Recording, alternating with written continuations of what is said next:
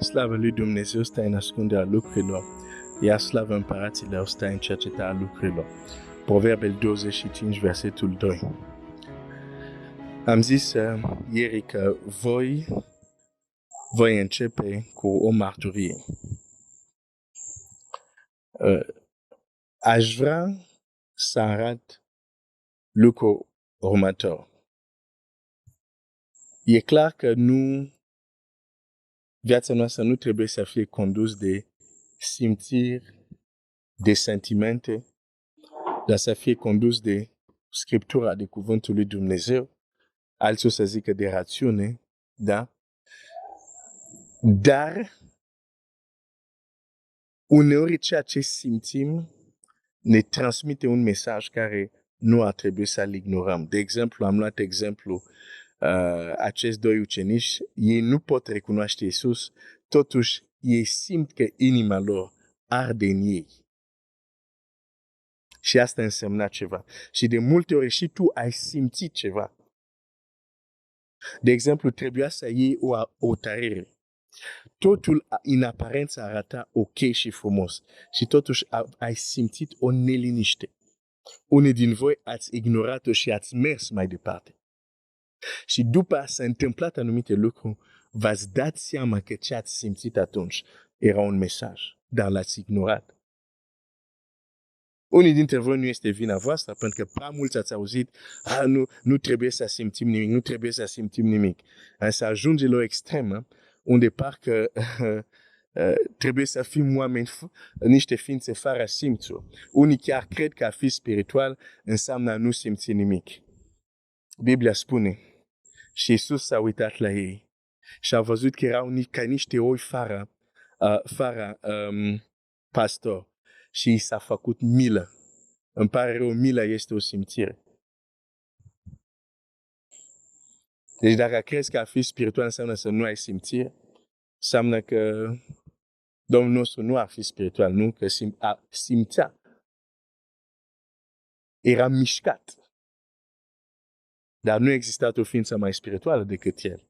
Niciun om mai spiritual decât el. Deci învățătura asta că a fi spiritual înseamnă să nu simți nimic este 100% fals. Clar? Mereu trebuie să zic asta altfel. Din nou o să aud, o să mi se spune alte lucruri. Clar că da, nu conducem viața noastră după sentimente, după simțiri și așa, dar nu le putem nega pe toate pentru că unele sunt importante. O să-ți dau mărturie. Un frate, sunt student atunci. Un frate mă invită la o biserică, sunt studenți la Ploiești, merg la biserica creștin după Evanghelie din Ploiești, de pe Negru Vodă, unii dintre voi o cunoașteți, dar un frate mă invită la o biserică de la țară, nici nu mai știu ce localitate unde m-a dus, dar în împrejurim, acolo în Praova.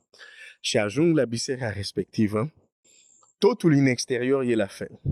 Frați vin, vă întâmpină, pace frate, Biblie, caiete de cântări, tot programul în exterior la fel. Dar din moment ce am intrat acolo, parcă, da, e ok. Însă, când m-am ridicat să aduc cuvântul, am simțit ceva. Am simțit că este un zid între ei și eu. Și am simțit când vorbeam, cuvintele mele se lovau de zidul respectiv și se întorceau la mine. Poate unii vorbitori ați experimentat asta. Am simțit. Da? Nu am auzit, nu am primit o revelație, o descoperire, nu. Pur și simplu am simțit. Dar știam că ce am simțit era real. S-a terminat totul pace, totul frumos, am zâmbit, am plecat. Când am intrat în mașina cu fratele care m-a invitat, primul lucru care i-am zis, unde m-ai adus? Și el a început să râdă. Și zice, pe de ce zici asta? El știa ceva ce nu știam. Zic, nu, unde m-ai adus? E ceva care nu este ok cu biserica asta. Și apoi zice, așa este. Uite, e situația asta, e problema asta, e situația asta. Eu nu știam nimic de toate asta. Dar doar ce am simțit îmi spunea, ok, se cântă, totul e frumos, pace, pace, dar aici mai mult e întuneric decât lumină. De unde am știut? Am simțit.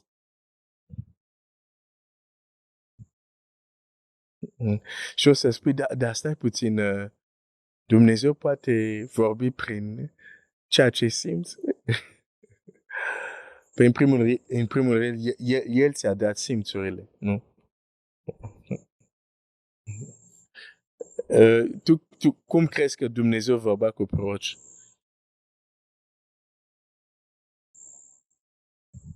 Trecea prin simțurile lor. Ok. Poate nu trebuia să zic asta. Dar hai să-ți dau ceva de gândit. De ce majoritatea prorocilor erau oameni singuratici? Oameni care trebuia să stau aparte. Care trebuia să ducă o viață un pic așa de nu chiar ascetism, dar ceva pe acolo. De ce? Te-ai pus vreodată întrebarea asta? De ce chiar dacă erau oameni care era ca și Domnul Iisus, nu era ca Ioan tot timpul în pustiu. El era cu oamenii, dar și el a trebuit să se retragă în pustie. De ce aveau nevoie de acele momente? Ți-ai pus să întreba. Sau, de ce, de exemplu, înainte prorocii au numit văzător? Cum Dumnezeu îi vorbea? Ei ridicau ochi și ei vedeau.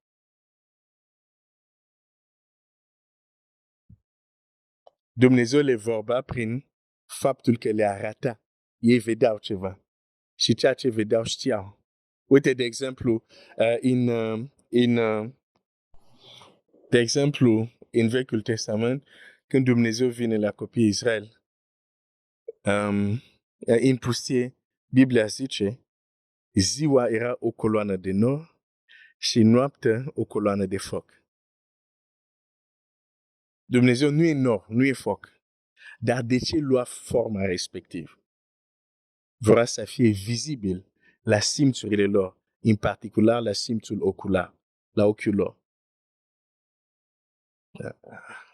Vrei să-ți arăt că Dumnezeu folosește simțul pentru a vorbi? Ok, hai să citesc ceva.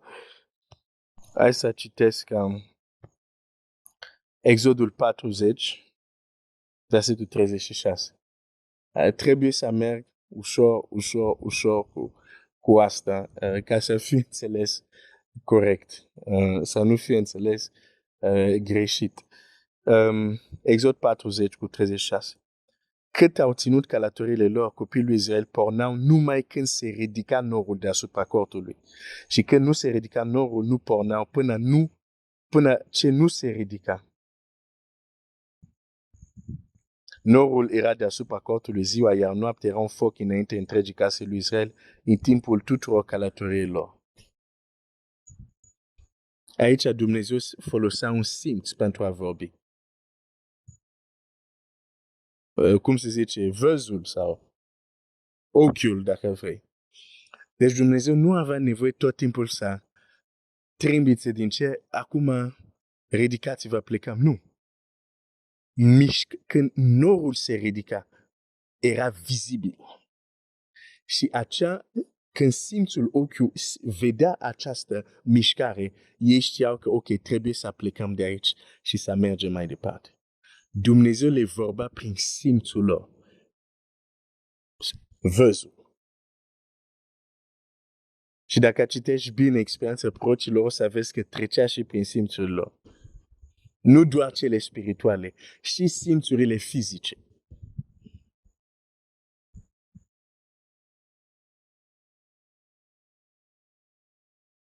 Deci, hai să-ți dau altă mărturie și o să închei.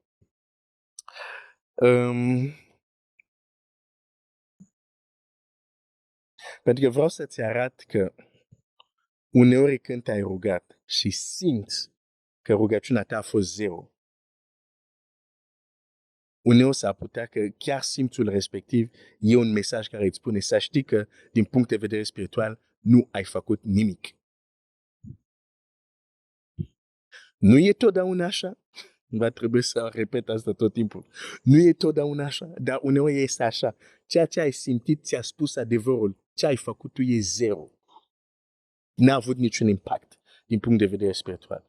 E un semnal care îți spune starea lucrurilor, care nu le vezi, dar inima ta îți spune. Simți.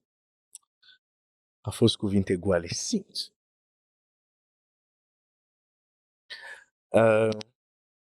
Într-o zi, în casa în care chiar sunt acum, eram atunci la liceu.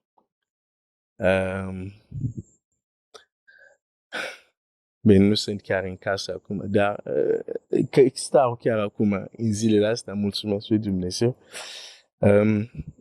în această casă.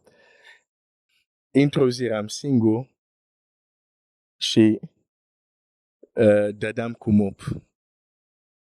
Da. Și am avut acest îndemn să mă duc în camera mea să mă rog. Și pentru că dădeam cu mopul și o parte era făcut, cealaltă nefăcută, gândul meu, adică am răspuns la acest îndemn și am gândit, ok, sigur, o să mă duc în camera să mă rog, dar după ce termin, doar nu să las lucrurile așa, jumate făcute.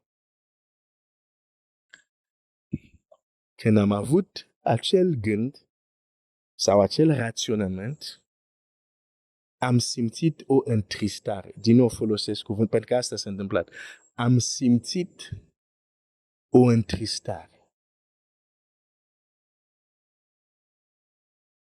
Aș vrea să mai fiu așa sensibil ca atunci.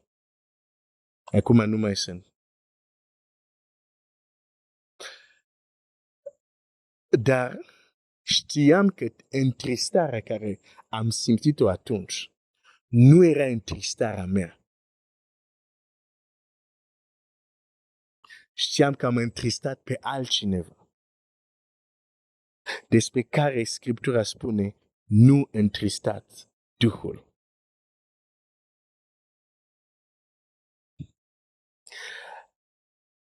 Din cauza că am simțit această întristare, am lăsat tot ce făceam pentru că am înțeles că raționamentul meu era greșit. Am lăsat totul acolo și m-am dus în cameră să mă rog. Și am avut une din cele mai înalte experiențe spirituale care am avut de când m-am întors la Dumnezeu. A fost ceva supranatural. Dar ce m-a ajutat să iau o tăiere corectă? Întristarea care am simțit. Dumnezeu nu a vorbit, nu a tunat din cer să-mi zică, Glenn, dacă nu te duci acum, vei rata o experiență deosebită. Nu a explicat toate astea. Nu mi-a spus toate astea. Singurul lucru a făcut să simt ceea ce reacția mea a creat sau rațiunea mea. Când am simțit această întristare, am știut că nu era mea și am știut că am întristat și am lăsat tot ce făceam și m-am dus și m-am rugat. Deci nu-mi spune că simțurile nu sunt importante. Pe altfel am fi tot nesimțit. Și nu suntem chemați să fim nesimțit. Deci trebuie deosebit. Și bineînțeles aici nu vorbesc de simțurile. Ești un om căsătorit, nu știu, la servici sau nu știu, la biserică, o femeie îți vorbește mai drăguț, simte anumite sentimente. Nu vorbesc despre asta, da? Sentimentele astea știm clar că trebuie să le, să le rezolvăm, să le taiem, să le respingem, ce vrei tu, cum vrei să numești. Deci, dar nu vorbesc despre asta, da? Dar problema, unii au vorbit ca și cum există doar astfel de sentimente, adică greșite. Pe când există sentimente care sunt direct un semnal din partea lui Dumnezeu. Uneori vrei să iei o tărere, o decizie de viață. Toată lumea îți spune, e ok, toată lumea zice, verde, du-te înainte. Dar în adâncul inimii, tu simți altceva. Te rog, nu ignora asta. Nu neapărat, nu te bizui doar pe asta, pe ceea ce simți, acea neliniște, dar nu ignora, roagă-te. Măcar să înțelegi de ce o ai. Pentru că uneori e direct un semnal din partea lui Dumnezeu. Și aici este o problemă. Uneori noi zicem, Doamne, vorbește-mi, Doamne, vorbește-mi. Și noi considerăm că a vorbi înseamnă că trebuie să auzim, trebuie să fie prin limbajul vorbit. Că noi zicem, Doamne, vorbește-mi. Noi considerăm că trebuie neapărat să fie articulat în cuvinte. Dar nu e adevărat. Uneori Dumnezeu îți vorbește fără, de exemplu, acea neliniște ți-a vorbit deja. Nu ai nevoie să articulezi în cuvinte. Trebuie doar să fii atent și să-ți dai seama, nu, aici este un semnal din partea lui Dumnezeu. Sau dacă nu ești sigur, pot măcar să te rogi și să nu te pripești să iei o decizie de viață.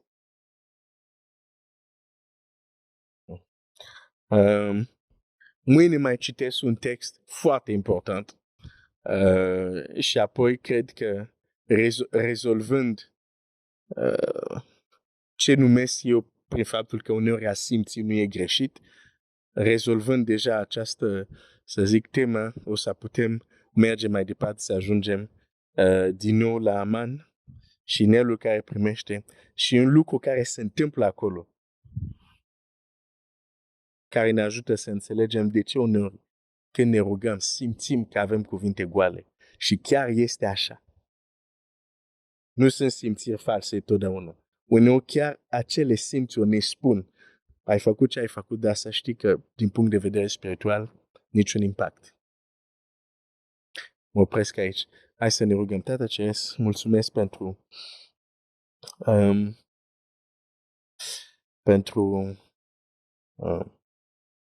fratele meu, pentru sora mea. Să ne dai această capacitate de a fi sensibil la lucruri care vin de la tine. Suntem foarte solicitați în această lume de tot fel de lucruri, simțurile noastre sunt bombardate, dar mă rog să dezvoltăm în noi această capacitate să fim sensibili la lucrurile care vin de la tine, vin din Duhul tău, în numele lui Iisus. Amin.